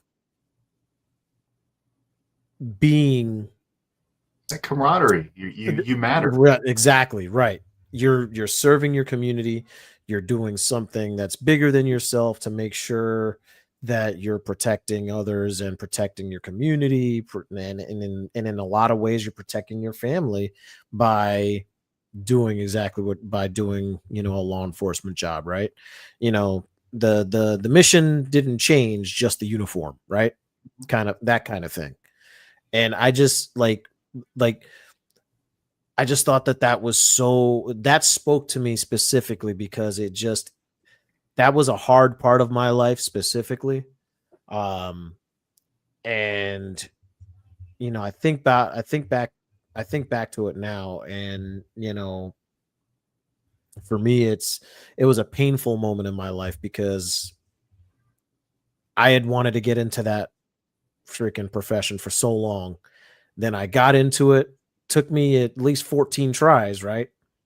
But I had finally gotten into it. And then right as I got like as soon as I had gotten the job, it felt like I was rejected by it and rejected by that very community, and it just broke me. Then you And it start sucked, looking at, man. you start looking at that lifestyle. I mean, fortunately for us in the military, when you deploy, you come back. So you don't maintain that operational tempo for long, right? I mean, in Right. the Army, you guys deployed for 12 to 18 months. The Marine Corps, we get it done faster, so usually 5 to 7 months. Yeah. Always a jab with this guy. Like, come on, man. But you figure, our men and women out there who decide to, take that leap and try to serve their community, because everyone goes into it wanting to protect and serve. Yeah. I truly believe that's the mindset. You don't just go in to get rich, because that's not going to happen. You really want to help. No, people. of course not. You get into Yeah. law enforcement, but they never step out of that tempo. So look at the alcoholism rate. Look at the divorce rate. It's eating away at some of what should be the best members of our society. And we don't have a good fix for it. We just tell them do more. And then we demonize them when, they're underfunded regardless of where they're at, as a whole. And we demonize them when they make a mistake. Guys, they're taxed. They are strung out. They probably had a hard day at home because they missed their kid's birthday. Dealing with somebody who was going 15 miles over in a school zone. Yeah, they're having a bad day, or maybe they didn't make it to the range like they should have. You're right. There is an issue. Absolutely, You're right on that one. You know what I'm saying? You're right. You're right on the money with that one. A lot of these agencies are very undertrained. And I would say, not saying they can't do their job, because I know exactly, undertrained as far as funding goes and the amount that should go into them. Exactly. But, exactly. That's what we mean. Yeah. So, but that's who I like to, again, denying the call. How many times did you have to look at that offer letter, whether it was the final or the conditional letter, or even put on the uniform before you realized you didn't need to lose yourself again to serve something that was broken? Yeah. Alamo, did you have any other questions before we wrap this up, my dude? I thought you said I could have up to 3 hours. Don't be forcing me. I was gonna say, man. Listen, you're changing up. You're changing up the narrative. Drive the narrative. I was just being like, that seemed like a good point. Wow. Okay, let's add some censorship here, guys. Well, listen, I'm not trying to get it done in 12 months when you can get it done in 5 to 7 months. How about that? 3 hours, 45 minutes. Let's get that Marine wherewithal and get that stuff going there. Hoorah, okay. Well, did you guys come across, and I can't remember what it's titled, I have to pull it up, the one where I think it's When the Demons Win, or When the Darkness Wins. I forget what I think we've all been there, where you have that tough night and you think you're going to make a life change, and then you go right back into your habits, and you just feel like garbage, and then you drown yourself in whatever vice you have. The end of that chapter, and that's what I hold on to. The demons may still knock, but they don't get the last word. And then after, the other thing too, I'm not I will say this, I'm not an overly religious person. I don't probably have as sound of a faith as you gentlemen have, but I have my own beliefs and my own kind of way of looking at that. I did feel a pretty strong connection, because after some of these chapters, you did put a prayer in there afterwards. And I was like, okay, that's kind of a different touch. And reading some of those, I was just like, yeah, okay. I'm like, put a bookmark in this page and stuff and hold on to it. Yeah, because the prayers aren't even overly religious. They're not. It's just honest. It's what you, how do I want to say this? It's what you were talking about. You were having a conversation with the reader. That prayer is the reader having a conversation with the Almighty. Kind of thing. And I think that was amazing how that happened. So So I don't know about Alamo having any last questions, but my next question was you talked about the response just being overwhelming and very humbling, all that stuff. Is it what you thought it was going to be? Is it so much more? How do you quantify that, man? it is nowhere near what I thought it was going to be. I thought it was going to be a few close friends and family saying, "Hey, good job, you finished a book." Not when I tell you people have come to me crying, not my wife sobbing as she's reading my draft. And then you look back at it like, wow, my life must have sucked. I think it was pretty good. You know? I'm sorry. I didn't mean that. You were just reading the draft. I'm sorry. And I think it was also a realization that we don't always know what's going on internally for someone that you're talking to. Yes.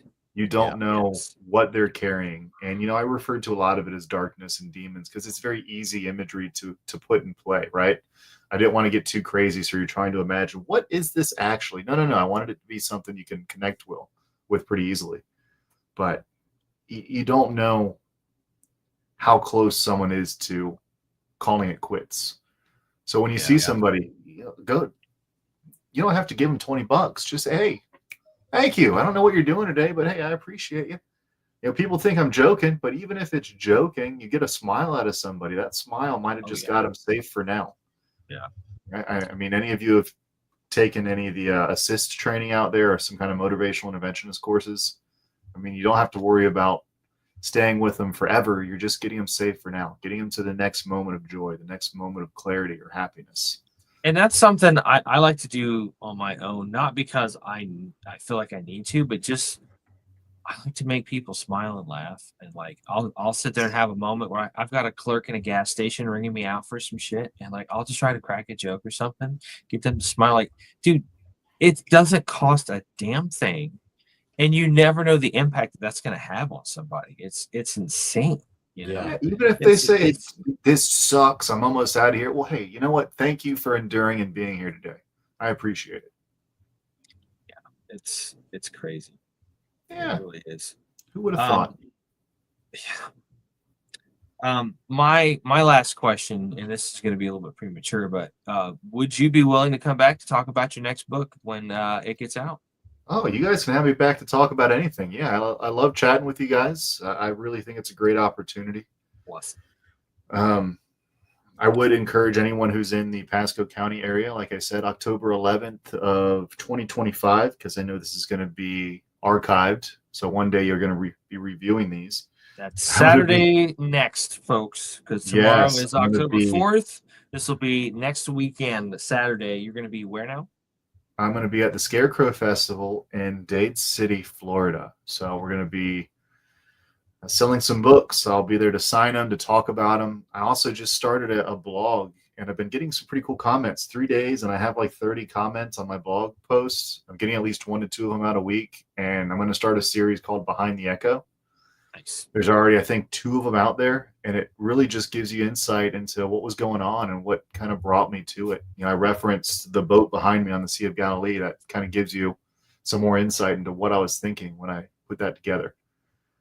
Just common questions that I get, so you can see, wow, you know, he was really bored. So where can folks go to see that blog? Where would they find that? If you go to, not to promote my business, but if you go to skilleddevelopment.com, you can ignore everything else there on there. Ignore skilled development. But on the right-hand side, you're going to see Brent M. Lee, author, as this guy. Click on that. You're going to see my author page, which actually, you guys got some cool features down here. I bet you I can do this. What? You're going to let me do it? Oh, my God. Oh, boom. Technology. So you end up coming here to this author page at skilleddevelopment.com. You see this handsome fella here? Yeah, he's gazing out the window. He's watching his dog go to the bathroom on something. You can see the about me. And that's what it's always about, folks. It's about the story behind the pictures. Exactly. The story behind I'm gazing out the window. My dog is just leaving a massive dump in my So that thought wasn't so that thought in your mind wasn't necessarily a reflection. It was more so, oh dear God, he did it again. Yes. It's not chasing the echo, it's picking up the stink pickle. Is what that Yeah, is. it was Literally. really wondering if my heels were going to show through in this image, and so they didn't. So, but you get to see the available now section, and then any current projects, which I got to update the current projects because I have another fiction that's in the works as well. You can see the cover or the potential cover for the next Chasing the Echoes. But more importantly, you click here for blog. I like to stay literal. And the name of the website again was skilldevelopment.com. Skilled Development. Yes. Gotcha. Okay. And as you look at the blog, please know all these pictures are pictures I took or people took of me, and I just applied some really cool filters. So yeah, they're all real, guys. Good stuff. Good stuff. So check it out. You can also message me at any point through any of these. You see people are leaving reviews and comments. I always appreciate those, but you can contact me on that author page.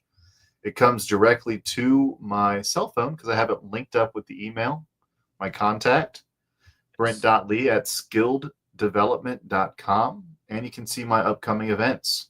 So it's always there. You can also find me on Facebook. Good stuff. Not Grindr. I closed that one down. Got it. Yeah, after you get married, apparently she didn't like me getting free meals. Sorry, gentlemen. I appreciate them, but I'm taking. Well, I mean, was it mainly feet pics though? I mean, be honest. You know, I have some pretty nice feet. I have a lot of dexterity in my toes. I blame that on the grunt mentality. The grunt mentality teaches you to take care of those things. So you know, I have a good friend who's actually a lawyer who helps with those only feet sites. So there we go. you know, that's expensive. Listen, let's not judge. Here's the thing, and this is where my mind just went with all that. That kind of contradicts the second order that Lieutenant Dan Taylor gives. Take good care of your feet and don't do anything stupid. Take good care of your feet, guys. Yeah. You know, I can still sign my name with my toes. Hold a pen. Maybe on our next episode, I can get a lesson on that.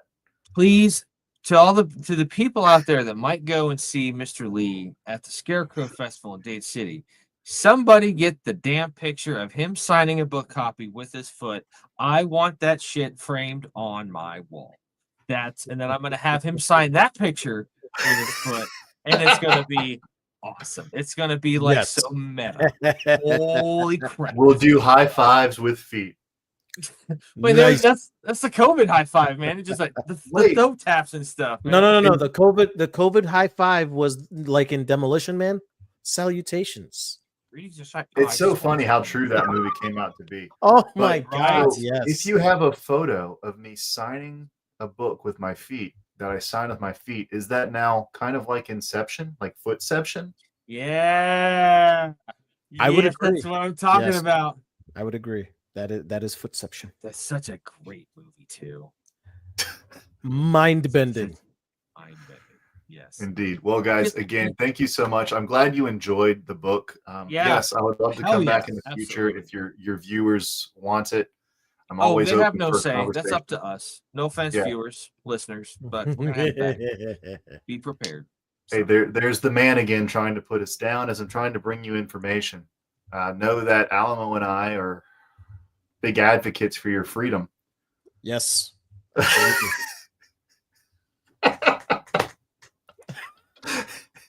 Luckily, Alamo has the controls. I do. Oh, don't hide the face there, Poodle. And side note, gentlemen, Alamo, I know you're a little further out, but Mac, if you're ever feeling froggy, I always encourage people to try out Brazilian Jiu-Jitsu, find a gym local. I think you're fairly close. They offer 3 free classes to veterans at Triforce BJJ in Zephyr Hills. Let's do a few murder hugs. I've actually been looking to get into a nice little BJJ school out here. You know, and you even, you know, again, great job of circling back. You even talked about that with another veteran in one of the chapters of your book. And I was just like, you know, it was amazing because you just have those folks that, like, you know, you have those those experiences with folks that come out of the military and they still kind of carry that brash cockiness kind of thing, and not in a bad way, but a lot of times and sometimes it can be. Like, I was telling this to a young lady today. We were with my mom and I went to Subway, and we were talking to the lady behind the thing, and talking about customer service. I said, yeah, I worked in the firearms business for about 10 years. I said, you'd be surprised how customer service can be really crazy. And it just evolved into this. It just evolved into this conversation of like how she owns a gun. She's never shot it. I said, yeah. I said, I don't go to indoor ranges anymore just because of the fact it's not that I don't trust myself. I just don't know the other people around me, and I'm just like, it's kind of confined and all that kind of stuff. Al knows there what I'm are talking bullet about. holes in the countertops behind you. And it also had to do with an experience I had at a place out that I went to, me and Brian went to, where we had there was a range officer that was out there, and you could tell he was still kind of holding on to the days when he was in the military, and just like calling everybody weirdos. All right, weirdos, here's how this is going to work. If you shoot me, I will shoot you back. I'm like, dude, you're not wearing stripes anymore. Like, let it go. Like, not everybody's going to appreciate that kind of humor or sarcasm. Like, yeah, you got to know your audience and everything you do. Read the fucking room, bro. Like, exactly. It's like, I just want to be like, come on. But, those of you who are like struggling with anxiety, I can't say enough good things about Brazilian Jiu-Jitsu or martial arts in general. Look at the research. There's tons of data out there. Oh yeah. But more importantly, do it on your own. Like it's phenomenal. It's one of the things I actually look forward to doing now. I do typically 2 to 3 hours a day. Still do it poorly, so don't look like it's impressive. Like I still But yeah, no, definitely check it out. They give you loaner gis at this one out here in Zephyr Hills. I've had Dan out there. He may have accidentally blacked out because I did what's referred to as a Peruvian necktie on him. Nice. Jesus Christ. It was as cool as it sounds, by the way. And just for reference for you guys listening, I'm 230 pounds and Dan is 170 pounds. And I pulled a Peruvian on him. Oh my God. So I was sitting on his back, ankle across the neck, saying dive and leaning back. Yeah, it was a good time. It's a good time. Yeah, you come out sweaty, you hug it out and stuff. Like, what happened? I blacked out. My good weight was 178. I am now 215, but don't let it fool you. I'm still good to go. Carry now. Good job. That's right. Nice. Keep it up with current events. Hell yeah. Well, Brent, again, man, listen, I cannot thank you enough for sending me a copy of your book. I immensely enjoyed it. It was something that I knew it was going to be good. I took notes too, just so you could tell. Yeah, you did. Look at that. He's I'm got gonna need those highlighted copies stuff. back, guys. Uh-oh.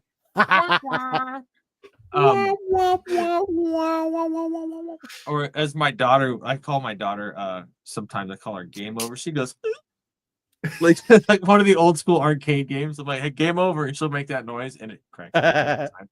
But no, like all joking aside, all seriousness, man, I am immensely proud of you in this book. This is fantastic. I sat down, I read it, and it definitely kind of opened my eyes to some things about myself, about the world around me. I was just flabbergasted at how so much better that I was expecting it to be. Like, I knew it was going to be good, but like just completely blown away, man. It was fantastic. It was amazing. Thank you so much for sending those to us. I'm glad we got to have this chit chat. And I'm looking forward to the second one when that comes out and stuff, man. So we'll get together. We'll schedule you to get back on the show, and it'll be Between the Echoes Part 2 and all that good stuff. We'll talk about that. That's right. Between the cheeks, what happened in the sheets. Yeah. We talk. You almost broke him there. You can see he's beat red. He's trying to hold it. He's like, no, yep. Mm-hmm. To lube or not to lube. Oh,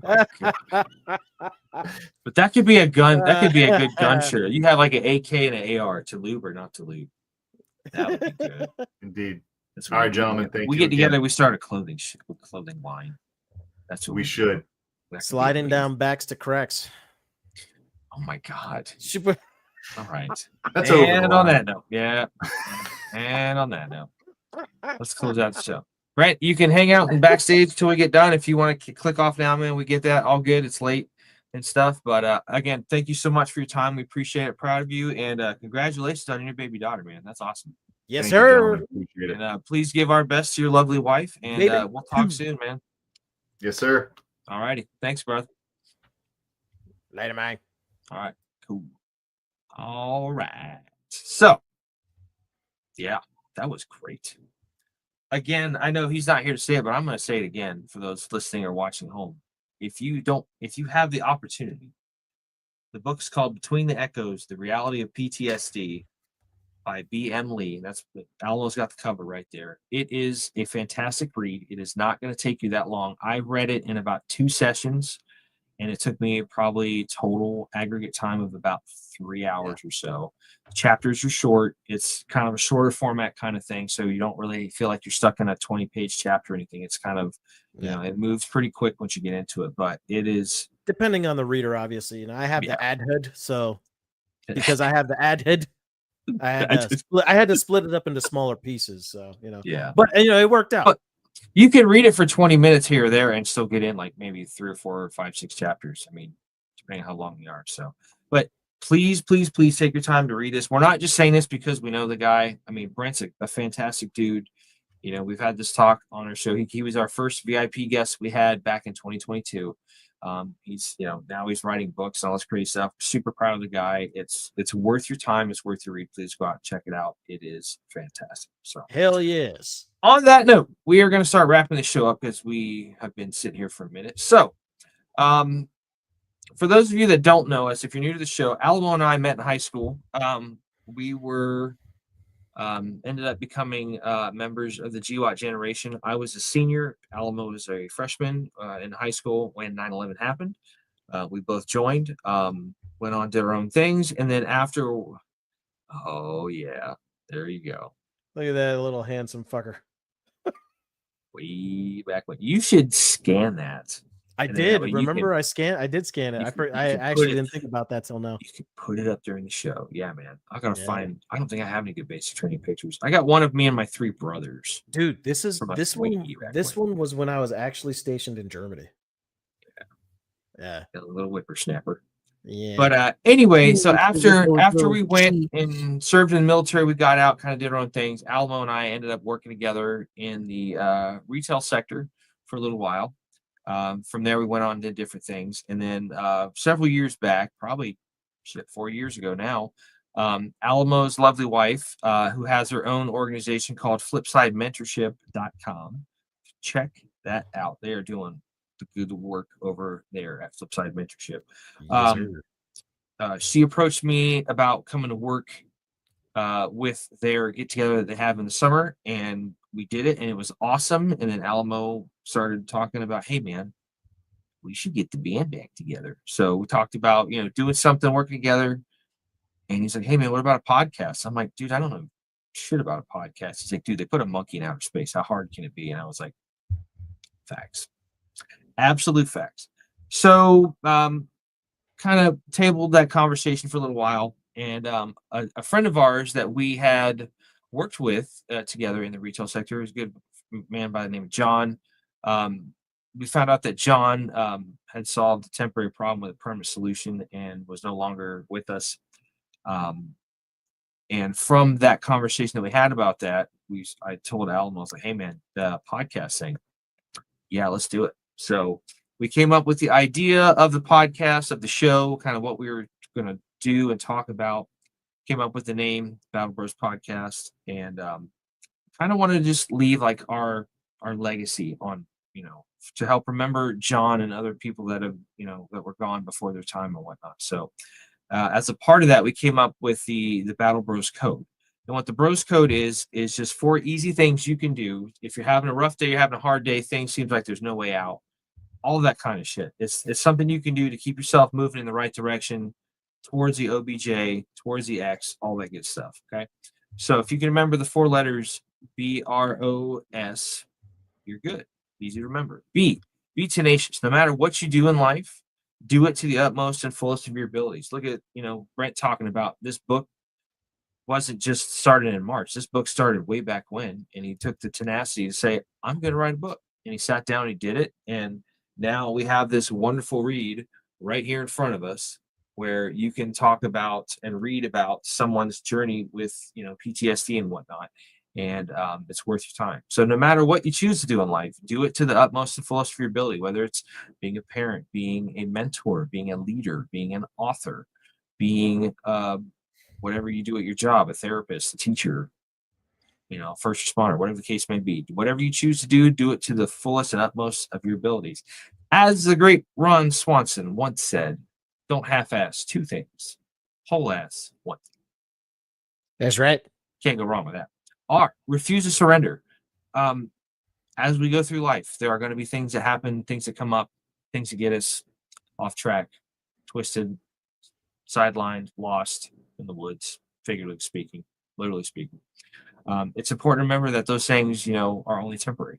Okay? No matter what happens, pick yourself up, dust yourself off, shoot a new azimuth, get back on track, and keep moving. Okay? Oh, obliterate your obstacles. Kind of going along with the last one, whatever those things happen, navigate those obstacles and find the way to keep moving forward. Whether it's, if you have to skirt the road through the woods, if you're on a land nav course, or, you got an obstacle that you have to cross a river, you have to scale some type of obstacle, a wall, whatever the case may be. If you have to go through a moat, sometimes you've got to, go around a wall, go around a building, dig under it, go over it, dig into it, drive an armored vehicle through it. He did that. Just by the way, if you didn't know that, he did that. Whatever the case may be, obliterate the obstacles. Stuff is fun. You just never, you don't know that until you've done it. Well, yeah, you could do that with a Striker, but some of these newer vehicles that they've got, like the ISV, that's made for rapid transport. It's like a scout type vehicle. Yeah. You probably don't want to be driving that through shit. Especially how open air it is. I still want to drive one though. That's got to be awesome. Whatever the case may be, obliterate your obstacles. Keep moving to the OBJ. Keep moving to hit the objective. S, most importantly, seek out a friend. Seek out help in time of need. In the case with our good friend John, there isn't anything we can do to bring him back, and that's unfortunate because John was a great dude. Literally would have given you the shirt off his back. Just a kind soul, funny fucker to work with, and just be around. Alma tells a story about him being at their wedding and talking about choking, and the nurses are all like, "You didn't use the right hand and arm signal, damn it!" Like, if you're a nurse, you know what I'm talking about. He's like, oh no, it wasn't it was. Which the hand and arm signal is this, right? You put your hand up on the base of your neck. It's this, yeah. Yeah. And I was like, John, what's going on? Are you? Oh shit, it's real. Oh shit, you're real. choking. Oh God. Perfect John moment. Oh man. Like I said, there isn't anything we can do to bring him back, but if it meant John still being here meant that we didn't have this show, I would be okay with that concession. If you ever feel like you're lost and you don't have anybody to reach out to, there are options out there for you. If you have friends and you have family members or someone, like Brent talked about having his good friend Dan. Dan's always there for him. I have called this guy several times in the years that we've known each other and just been like, I'm in a bad place. Like, let's talk. And he's done the same with me. So we have that kind of support system built in. If you feel like you don't, there are options out there for you. Okay. If you ever feel like you're going down a bad path and you feel like you're going to hurt yourself, stop and don't do that. Okay. There is a National Suicide Prevention Hotline, which you can call by calling 1-800-273-8255. Again, that's 1-800-273-8255, or just dial TALK, 1-800-273-TALK, Tango, Alpha, Lima, Kilo. You can also dial the 3-digit code 988. Again, that's 988. 888. No matter which way you do that, you can get on there and dial and select option 1 to talk to somebody live. They have people there 24 hours a day, 7 days a week to help you in your time of crisis. There is, like we talked about earlier, there's some people say that there's 22 veterans a day that commit suicide. Some people say it's high as 44, 45.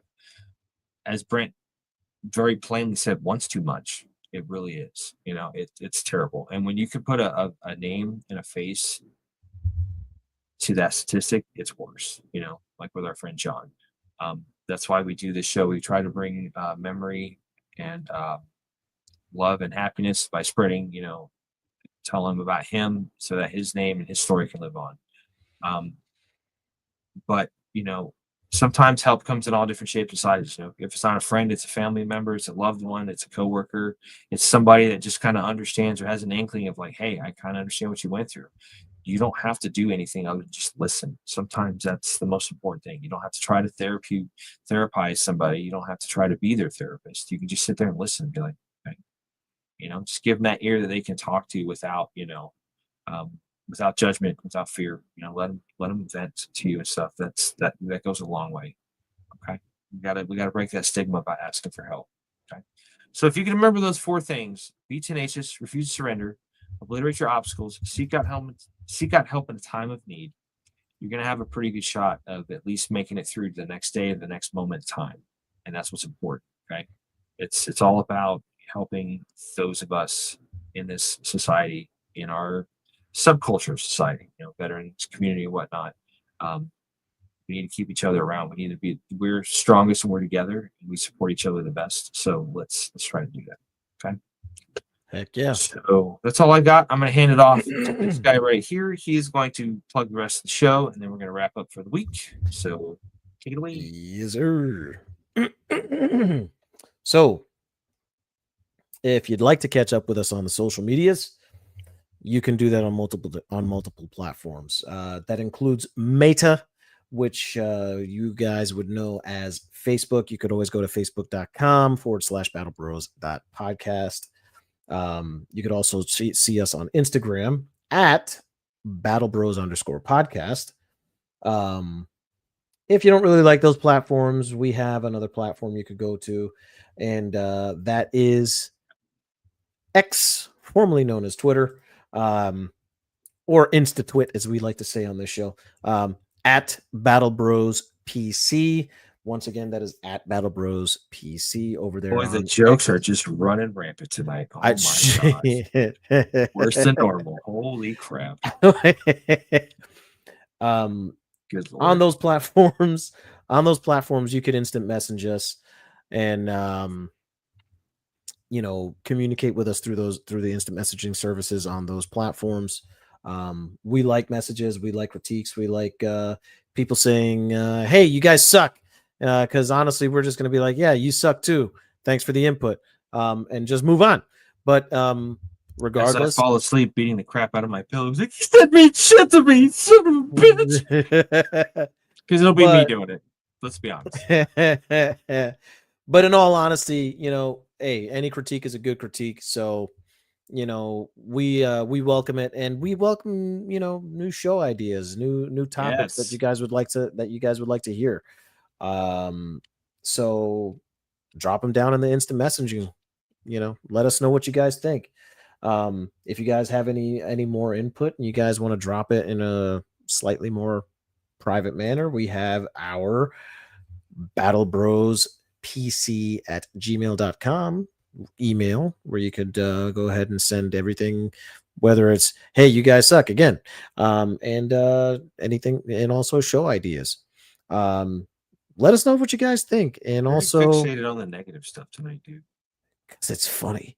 Pain is humor. That's right. Also, if you guys wanted to communicate with us via the Gmail, just kind of letting us know about someone that and you kind of want to say, hey, can I share your videos with these people? Gladly. That's why it's on a public forum like YouTube. Yeah. We fully understand that sometimes it's not the people watching this show, but are merely just conduits and That's people right. that can get these messages to the people that need to see them. That's Hey, right. I saw your show; it was pretty cool. I passed it on to a buddy of mine who wasn't doing so well, and I've seen him. And this is all just hypothetical. I'm not saying this has happened, but Yeah. this is hypothetical as I see it going down to my head. Passed it along to a buddy of mine, and I saw him laugh for the first time in months. Hey, that's awesome. Okay, because they're probably laughing at the fact that I scare children with my big ass dome. You understand that? As Brent liked to pick out, oh, you get like terrain features here, yeah. And I had to tell that story about, yeah, that's exactly what they did. Yeah, great. Domer Pile. Keep going. Domer Simpson. With the show. Keep going with the show. Okay. So oh crap, I turned my camera back on. My bad. Oh hell. So yeah. But we've got other platforms that you could catch us on. We were on Spotify, we're on iHeartRadio. You can also catch us over on Rumble. All you have to do is go to rumble.com or jump into the Rumble app and just search in the search bar Battle Bros, all one word, all lowercase, and you'll be able to find any of the videos that I've uploaded here on that platform as well. But you can also have video streaming on Spotify now. So pretty much any episode that is video streamed here will be video streamed as well on the Spotify, which freaking rocks. And I thank Spotify for that feature. And I think there's only one episode that we have that didn't make it to Spotify. It was the 9/11 episode. It was episode 10. Yes. Episode 010. That's only available on YouTube. But hey, right. You can plug it in, watch it, you're all good to go. So yeah, that's back when we had to like redundantly do things and like tape the show and record it and all that stuff. It's before we have the platform that we have now on the software that we use now. Shout out to the people at StreamYard. Yeah. You guys, awesome. And rock. Exactly. So yeah. Mm-hmm. You got anything else? So honestly, freaking that's really all I got. If you guys once again like, share, subscribe, all those things help out with the algorithm. It helps us be seen more, helps our reach just a little bit further, and comment in the comment section too, because if you comment in the comment section, that also is going to help the algorithm recognize, like, hey, these guys are worth sharing out to people in the public and blah blah blah blah blah. Because the algorithm at YouTube is really stupid. But specific. Yes, what Max said. I'm not trying to get canceled on here either, man. Yeah. So it's just roll. Yeah, some people would say cool down the temperature, but I would say, hey, give the little guys a chance. Yeah, right. Anyway, that's all I got. So again, shout out to our friend and author Brent Lee for coming on the show. Thank you so much. Again, cannot say enough. Enjoyed the read. It was fantastic. I'm actually going to let a friend of mine borrow my copy and read it because I told him about it. He goes, yeah, let me check it out. So be on the lookout, folks, because we will have Brent back on down the road. Don't know when that's going to be, but we are going to have it back on for his second book when it comes out. We're looking forward to that. I'm looking forward to the read. That's right. Thank you to everyone. If you just found our show or if you've been a repeat offender, but repeat viewer or consumer of our content, thank you so much. We cannot do this without you guys. We're not doing this for fame or fortune. We're just doing it to spread a message. And we're doing it the best way that we can. So we appreciate you all very, very much for coming on and watching or listening. This has been episode 112 entitled Behind the Echoes with Marine Corps veteran and author Brent Lee, talking about his book Between the Echoes, The Reality of PTSD. Please, please, please, please, please go check it out. It's a fantastic read. It's not going to take very long. I know some of you have very busy schedules. I get it. So do we. But we still found the time to read it. It was fantastic. I highly, highly, highly encourage it. That being said, we'll see you down the road. Thank you so much. This has been episode 112 of the Battle Bros podcast. My name is Mac. This is Alamo. And we just want to remind everybody, be tenacious, refuse to surrender, obliterate your obstacles, seek out help in a time of need. If you can do that, you got a good shot at being okay to the next moment. Okay? Thank you so much, and we'll see you soon. Battle Bros out.